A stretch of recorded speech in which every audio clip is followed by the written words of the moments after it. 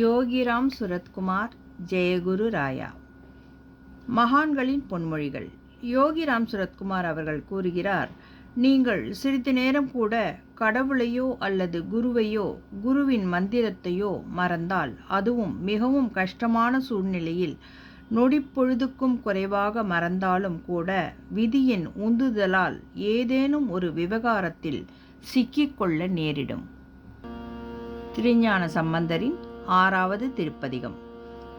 விருத்தனாகி பாலனாகி வேதமோ நான்குணர்ந்து கருத்தனாகி கங்கையாளை கமழ் சடை மேற்கரந்தாய் அருத்தனாய ஆதிதேவன் அடியினையே பரவும் நிறுத்தர் கீதர் இடர்களையாய் நெடுங்களமேயவனே.